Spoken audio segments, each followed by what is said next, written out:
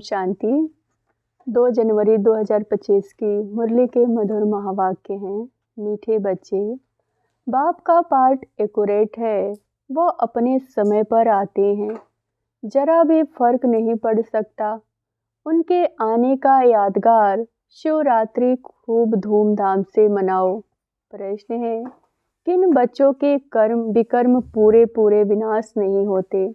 उत्तर है, जिनका योग ठीक नहीं है, बाप की याद नहीं रहती, तो विकर्म विनाश नहीं हो पाते। योग युक्त न होने से इतनी सदगति नहीं होती, पाप रह जाते हैं, फिर पद भी कम हो जाता है। योग नहीं तो नाम रूप में फंसे रहते हैं, उनकी ही बातें याद आती रहती है, वह देही अभिमानी रह नहीं सकते। गीत है, यह कौन आज आया सवेरे सवेरे। ओम शांति। सवेरा कितने बजे होता है? बाबा सवेरे कितने बजे आते हैं? कोई ने कहा 3 बजे, कोई ने कहा 4, कोई ने कहा संगम पर, कोई ने कहा 12 बजे। बाबा एक्यूरेट पूछते हैं, 12 को तो तुम सवेरा नहीं कह सकते हो। 12:01 हुआ, 1 मिनट हुआ तो एएम अर्थात सवेरा हुआ। यह बिल्कुल सवेरा है। ड्रामा में इनका पार्ट बिल्कुल एक्यूरेट है, सेकंड की भी देरी नहीं हो सकती। यह ड्रामा अनादि बना हुआ है। 12:01 जब तक नहीं हुआ तो एम नहीं कहेंगे। यह है बेहद की बात।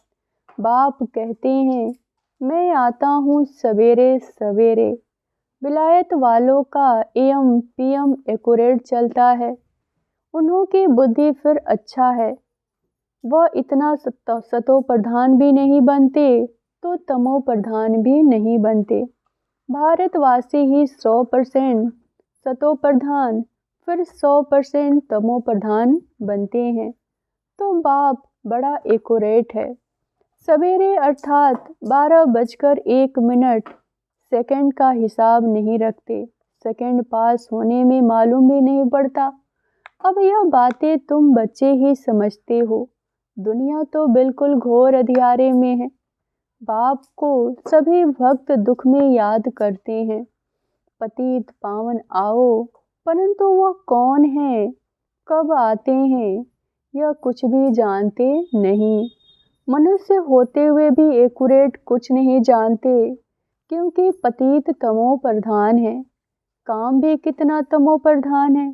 अभी बेहद का बाप ऑर्डिनेंस निकालते हैं, बच्चे काम जीत जगत जीत बनो। अगर अभी पवित्र नहीं बनेंगे तो विनाश को पाएंगे। तुम पवित्र बनने से अविनाशी पद को पाएंगे। तुम राजयोग सीख रहे हो, स्लोगन में भी लिखते हो, बी होली बी योगी। वास्तव में लिखना चाहिए बी राजयोगी। योगी तो कॉमन अक्षर है, ब्रह्मा से योग लगाते हैं, वह भी योगी ठहरे। बच्चा बाप से, स्त्री पुरुष से योग लगाती है, परंतु यह तुम्हारा है राजयोग। बाप राजयोग सिखलाते हैं, इसीलिए राजयोग लिखना ठीक है। Be holy and rajyogi. दिन प्रतिदिन करेक्शन तो होती रहती है। बाप भी कहते हैं, आज तुमको गुह्य से गुह्य बातें सुनाता हूँ। अब शिव जयंती भी आने वाली है। शिव जयंती तो तुमको अच्छी रीति मनानी है। शिव जयंती पर तो बहुत अच्छी रीति सर्विस करनी है। जिनके पास प्रदर्शनी है, सभी अपने अपने सेंटर पर अथवा घर में शिव जयंती अच्छी रीति मनाओ और लिख दो, शिव बाबा गीता ज्ञान दाता बाप से बेहद का वर्षा लेने का रास्ता आकर सीखो। भल बत्तियां आदि भी जला दो घर घर में।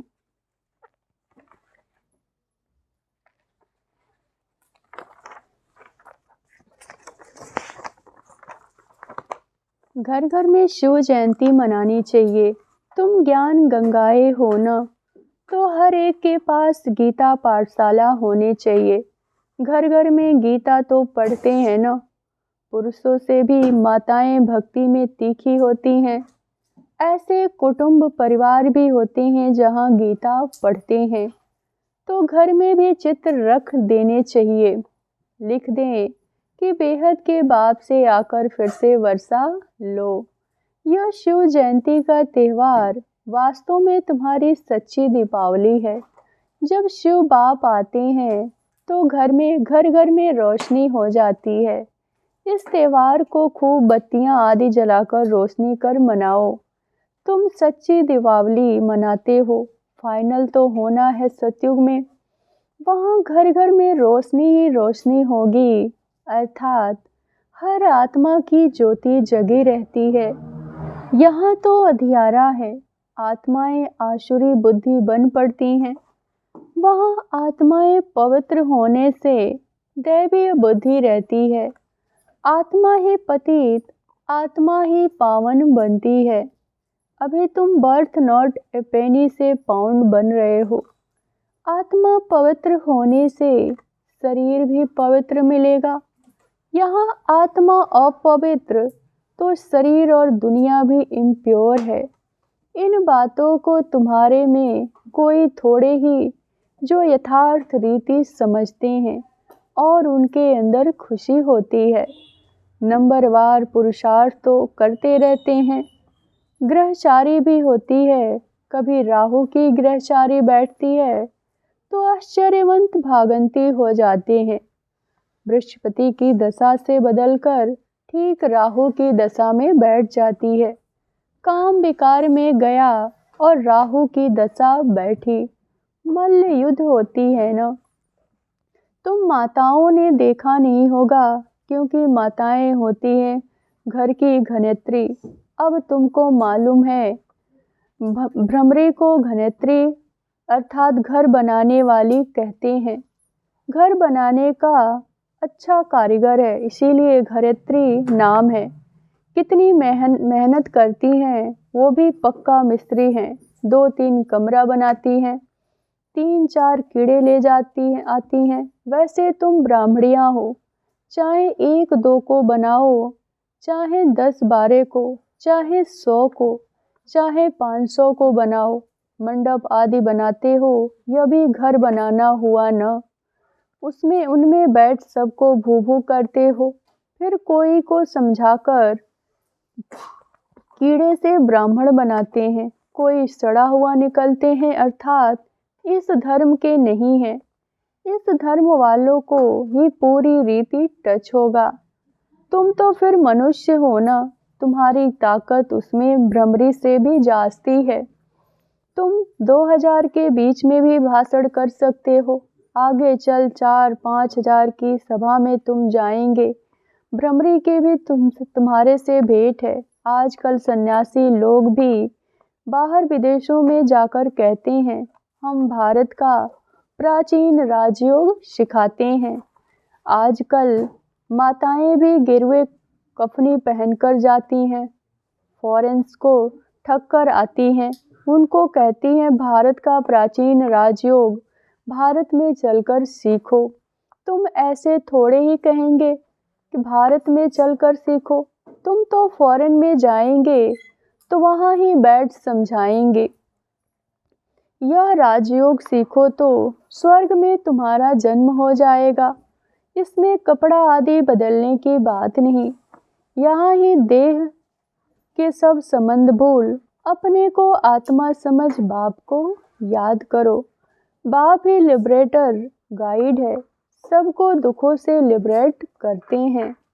अभी तुमको सतो प्रधान बनना है। तुम पहले गोल्डन एज में थे, अब आयरन एज में हो। सारे वर्ड सभी धर्म वाले आयरन एज में हैं।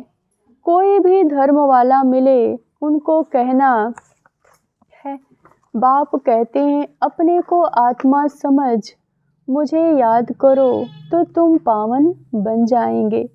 फिर मैं साथ ले जाऊंगा। बस इतना ही बोलो, जास्ती नहीं। यह तो बहुत सहज है। तुम्हारे शास्त्रों में भी है कि घर घर में संदेश दिया, कोई एक रह गया तो उसने उलाहना दिया, मुझे कोई ने बताया नहीं। बाप आए हैं तो पूरा ढिढोरा पीटना चाहिए। एक दिन जरूर सबको पता पड़ेगा कि बाप आए हैं शांति धाम सुख धाम का वर्षा देने। एक दिन बरोबर जब ब्रिटिश में था तो और कोई धर्म नहीं था, सभी शांति धाम में थे। ऐसे ऐसे ख्यालात चलने चाहिए, स्लोगन बनाने चाहिए। बाप कहते हैं देह सहित सब धर्मों को छोड़ अपने को आत्मा समझ मुझ बाप को याद करो तो आत्मा पवित्र बन जाएगी। अभी आत्माएं अपवित्र हैं, अभी सबको पवित्र बनाएं।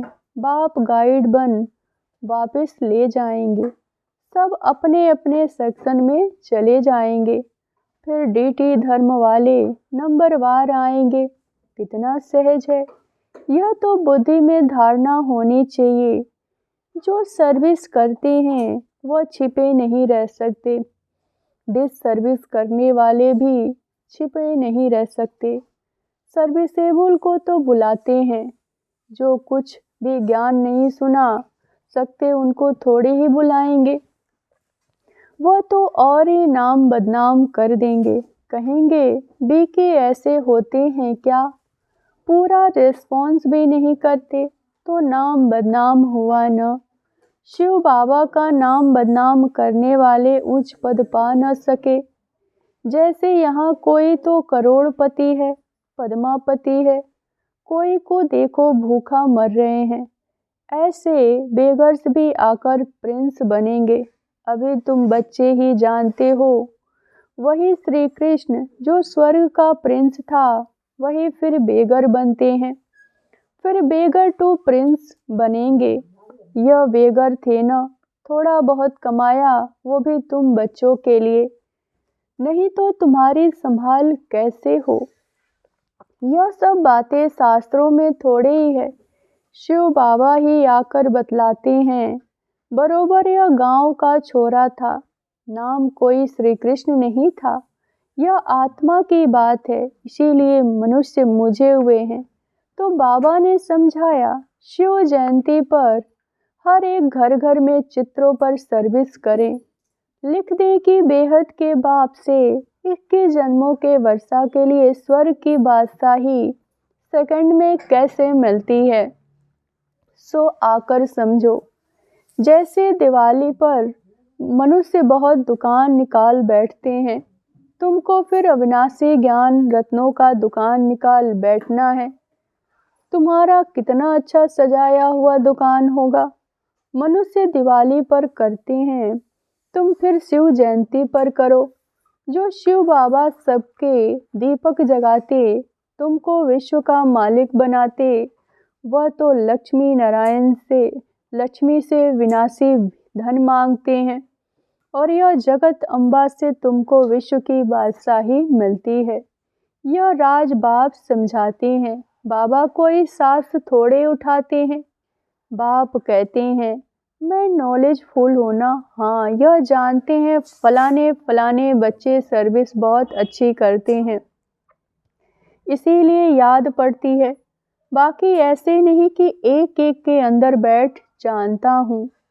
हाँ कोई समय पर पता पड़ जाता है, यह पतित है, शक पड़ जाता है, उनकी शक्ल की मायूस हो जाती है, तो ऊपर से बाबा कहला भेजता है इनसे पूछो। यह भी ड्रामा में नूद है, जो कोई कोई के लिए बताते हैं, बाकी ऐसे नहीं सबके लिए बताएंगे। तो ऐसे ढेर हैं, काला मुंह करते हैं, जो करेंगे सो अपना ही नुकसान करेंगे। सच बतलाने से कुछ फ़ायदा होगा, नहीं बतलाने से और ही नुकसान करेंगे।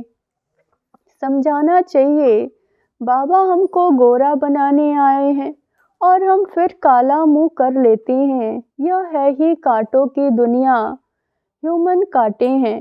सत्युग को कहा जाता है गार्डन ऑफ अल्लाह, यह है फॉरेस्ट। इसीलिए बाप कहते हैं जब जब धर्म की ग्लानि होती है तब मैं आता हूँ। फर्स्ट नंबर श्री कृष्ण देखो फिर 84 जन्मों के बाद कैसा बन जाता है। अभी सब है तमो प्रधान, आपस में लड़ते रहते हैं, यह सब ड्रामा में है। फिर स्वर्ग में यह कुछ नहीं होगा। पॉइंट्स तो ढेर के ढेर है, नोट करनी चाहिए। जैसे बैरिस्टर लोग भी पॉइंट्स का बुक रखते हैं ना, डॉक्टर लोग भी किताब रखते हैं, उसमें देखकर दवाई देते हैं। तो बच्चों को कितना अच्छी रीति पढ़ाना चाहिए, सर्विस करनी चाहिए। बाबा ने नंबर 1 मंत्र दिया, मन मना भव। बाप और वर्षे को याद करो तो स्वर्ग के मालिक बन जाएंगे। शिव जयंती मनाते हैं, परंतु शिव बाबा ने क्या किया? जरूर स्वर्ग का वर्षा दिया होगा। उसको 5000 वर्ष हुए, स्वर्ग से नरक, नरक से स्वर्ग बनेगा। बाप समझाते हैं, बच्चे योग युक्त बनो तो तुम्हें हर बात अच्छी तरह समझ आएगी। परंतु योग ठीक नहीं है, बाप की याद नहीं रहती तो कुछ समझ नहीं सकते, विकर्म भी विनाश नहीं हो पाते। योग युक्त न होने से इतनी सदगति नहीं होती, पाप रह जाते हैं, फिर पद भी कम हो जाता है। बहुत हैं योग कुछ भी नहीं है, नाम रूप में फंसे रहते हैं, उनकी ही याद आती रहेगी तो विकर्म विनाश कैसे होंगे। बाप कहते हैं देही अभिमानी बनो। अच्छा, मीठे मीठे सिकिलधे बच्चों प्रति माता पिता बाप दादा का याद प्यार और गुड मॉर्निंग। रूहानी बाप की रूहानी बच्चों को नमस्ते। धारणा के लिए मुख्य सार। पहली पॉइंट, शिव जयंती पर अविनाशी ज्ञान रत्नों का दुकान निकाल सेवा करनी है। घर घर में रोशनी कर सबको बाप का परिचय देना है। दूसरी पॉइंट, सच्चे बाप से सच्चा होकर रहना है, कोई भी विकर्म करके छिपाना नहीं। ऐसा योग युक्त बनना है जो कोई भी पाप रह न जाए, किसी के भी नाम रूप में नहीं फंसना है। वरदान, मैंपन के भान को मिटाने वाले ब्रह्मा बाप समान श्रेष्ठ त्यागी भव। संबंध का त्याग, वैभव का त्याग कोई बड़ी बात नहीं है, लेकिन हर कार्य में, संकल्प में भी औरों को आगे रखने की भावना रखना, अर्थात अपनेपन को मिटा देना, पहले आप करना, यह है श्रेष्ठ त्याग। इसे ही कहा जाता है स्वयं को भान मिटा देना। जैसे ब्रह्मा बाप ने सदा बच्चे को आगे रखा, मैं आगे रहूं, इसमें भी सदा त्यागी रहे। इसी त्याग के कारण सबसे आगे अर्थात नंबर 1 में जाने का फल मिला। तो फॉलो फादर स्लोगन है, फट से किसी का नुक्स निकाल देना, यह भी दुख देना है। ओम शांति।